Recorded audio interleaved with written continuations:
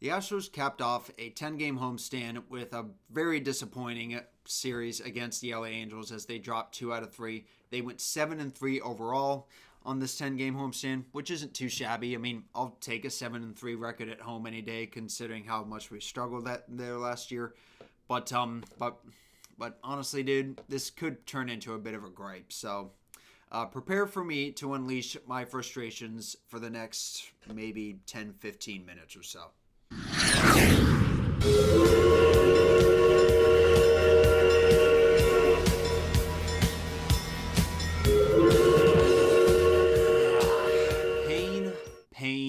Pain.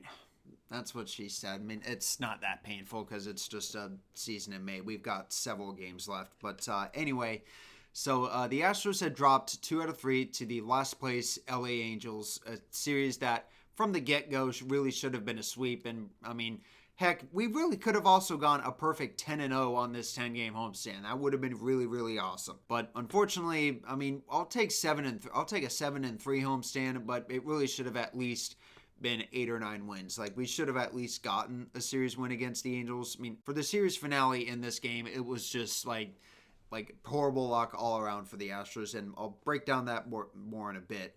But real quick, before we break down this series, let's dive into a couple of injury and rehab updates for Jose Abreu and also Jose Urquidy, because we have some pretty good news, and we could be seeing both of these two players be joining the team here within the next couple of weeks or so. So starting with Jose Abreu, he will be wrapping up his time at our spring training complex in West Palm Beach within the next couple of days, and he will be joining AAA Sugar Land this weekend against the Round Rock Express. And if all goes well for him, there is the chance that he could be joining the Astros this weekend as they take on the Oakland A's over in Oakland as part of their 7-game road trip, which is going to be coming up next here shortly. So to catch you guys up a little bit on what's been going on with Jose Abreu, I mean, I'm kind of sorry if you've been stuck under a rock, or I mean, it wouldn't surprise me if you would have been this case during the big storm that hit Houston last week. And so Abreu had agreed to be optioned back down to the minor leagues back in late April, so maybe roughly a month ago or so. And he reported to this Astros spring training facility earlier this month to try and get his timing back amid his early season struggles. And so far, it's been going pretty good for him. So he's 6 for 18 with a pair of doubles in 4 games in the Florida Complex League, which is okay. I mean, that's an even .333 batting average if I know how to do math. I mean, that certainly is better than his sub-100 batting average that he's had with the Astros, prior to him being optioned down. So, not too shabby. But again, we'll see if he does any better with AAA Sugar Land this weekend. And meanwhile, he's not the only person that's going to be playing at AAA Sugar Land this weekend. Another member who we have not even seen in action this season to this point is Jose Urquidy, who had injured his forearm pitching in a simulated game at spring training earlier this year. Urquidy will be throwing his third and likely final rehab start on Friday for AAA Sugar Land. So we'll see how that goes. And if all goes well, he should be returning for the Astros also on this road trip. I mean, I don't know if he'll pitch against the 8 in Oakland or not.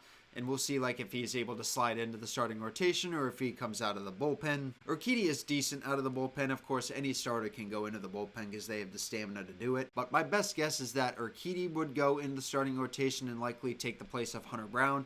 I mean, Hunter Brown did have to come out of the bullpen in a recent series against the Tigers in Detroit to bail out Christian Javier, who was making his first start since coming off the injured list at that point. And I mean, Javier's been pretty decent so far, but obviously I don't want to talk too much about him when I have a disappointing series to recap. But anyway, now diving into the series itself, starting here with the first game. The Astros had a very healthy 6-1 lead going into the 5th inning.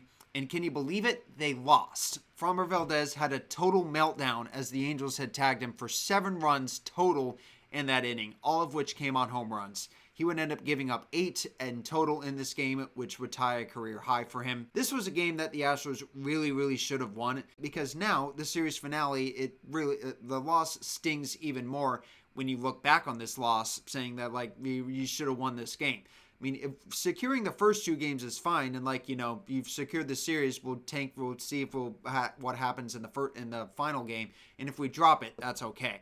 Even a loss for this series finale, that would have been okay if we had actually won this first game. But now it actually kind of stings a little bit. The only bright side on this was game 2, and I'll break that down in a bit.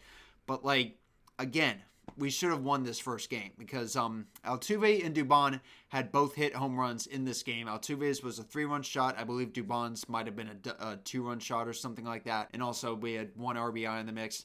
And, I mean, a 6-1 win for the Astros, probably against pitcher Framber Valdez, who's arguably our next best pitcher. When I was looking back and, like, diving into some highlights and stuff and seeing some sources on Twitter, it appeared that Framber Valdez was actually going against Yonnier Diaz's game plan. Like, he was shaking him off a lot of the times, and he insisted that he wanted to call his own pitches. Well, looking back on that, that was a very bad idea. Hopefully he'll learn his lesson in his next start, which I think might come against Oakland. I'm not really sure yet. It probably will. But speaking of some other starts here, Ronel Blanco, who was coming off of his, who is still currently serving a 10-game suspension as of when I'm shooting this video, Joe Espada says he will be pitching the series finale of that series on Sunday once his suspension is over. You know, we'll see how rusty he is. I mean, the suspension, of course, for Ronel Blanco isn't, I mean, looking at it, it's not really that bad considering we still have a pretty decent amount of starters healthy. And plus, we have Thursday's off day in the mix. But diving into Game 2 of this series now, which was the one game in the series we won. Tucker had hit 2 home runs in this game, which during this moment, like in this game, had given him the major league lead ahead of Gunnar Henderson of the Baltimore Orioles. One of those 2 home runs came in the first inning to cut what was a 2-0 deficit into a 2-1 deficit. Jordan then went back-to-back with him, hitting a home run of his own to tie the game up at that point. And these 2 home runs would give Tucker his 4th multi-home run game this season, and also the 17 home runs that he had hit at this point in the season is the most home runs through 49 games in franchise history, like as in that's tying a franchise record. And this is the 3rd time in franchise history that has happened. The 2 other times that that's happened, you might ask? Well, one of those times was George Springer in 2019. And then I believe, I'm not 100, and then someone who goes by the last name of Morgan. I'll look it up here in a bit. But again, it's happened twice in franchise history. This is the 3rd time now. And Kyle Tucker, I mean, I might have to make another video about Kyle Tucker at some point, like, you know, explaining how much of a tear that he is on right now. But after the Angels had scored 2 more runs off of Javier, and a rather shortened start for Javier, he really did not seem like he had his mechanics. He wasn't that confident. His velocity on his fastball was down.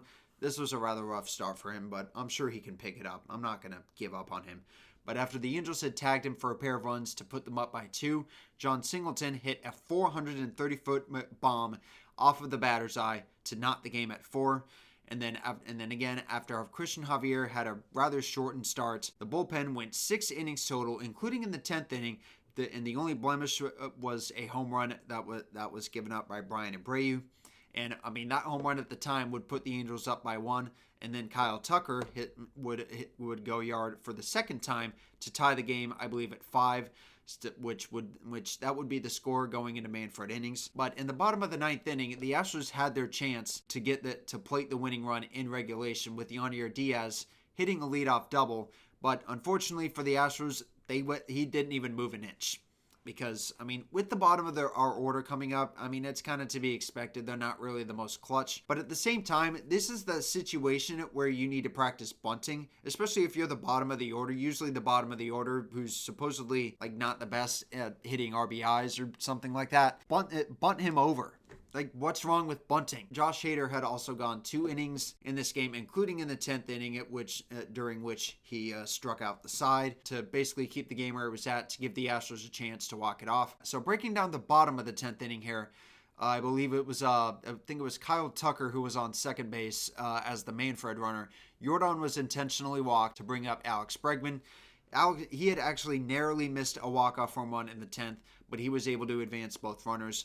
Jordan was able to tag up from first and go to second to get the Astros out of the double play scenario. But more importantly, Kyle Tucker, who was the winning run, was able to go to third. And then up comes Pena, who walks it off for the Astros to give them the 6-5 victory in this series. But that was as good as the series ever got. Because despite Hunter Brown pitching very well in this game, honestly, if I'm being, I mean, obviously the difference maker, of course, was a 2-run home run by the Angels that after someone else in their lineup had drawn a walk. I mean, obviously walks can come back to hurt you, and that's one of those instances where it did. But at the same time, I mean, there's not really much that you can really do about that. But I mean, I'm mostly blaming the lack of offense in this game. They had a lot of opportunities to score in this game. I mean, they actually didn't have very much, but at the same time, this was again a game that we really should have won. I mean, there were a couple of obviously, maybe we had a couple of bounces that just didn't go our way because Jeremy Pena had actually had a pretty decently hit fly ball over towards the Crawford boxes, but that had actually struck the top of the yellow line, and initially it was ruled a home run. However, the play was then reviewed and then overturned, and Pena was then placed at second base, and he would not score. I mean, looking back on the highlights, they actually did get that right.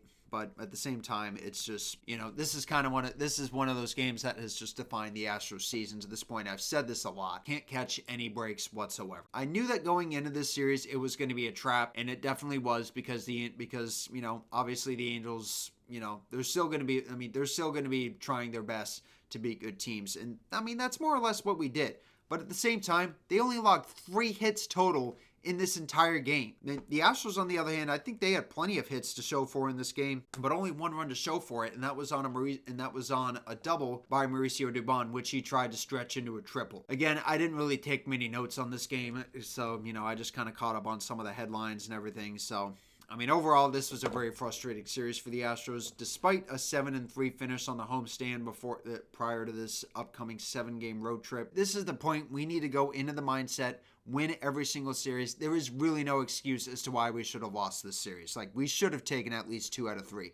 And again, like I said at the beginning of this video, today's loss, the loss in the series finale hurts more now because, you were up 6-1 in the series opener and ended up losing that game. So that makes today's loss hurt even more. Anyway, that's going to be it for this video, guys. I mean, let me know your thoughts down on this series.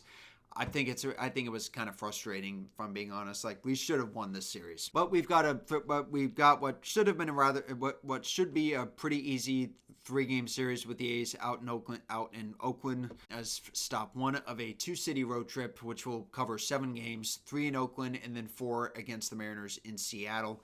Which, I mean, that's going to be a madhouse in Seattle when we go to see that series. And to add on top of that, they're West Coast games. I mean, I don't know if I've mentioned this as an Astros fans, but I hate West Coast games. I mean, even though they're starting as late as like 8:30 p.m. Central Time, and the pitch clock does kind of help with that and make them not last as long as they used to back in the day. But at the end of the day, I still hate them because they're starting so late. But, I mean, hopefully we can walk away with a winning road trip in this series in this upcoming road trip after we just had a very solid homestand against some easy teams. Anyway, guys, that's going to do it for this video. Leave a like if you guys enjoyed, and I'll see you guys in the next one.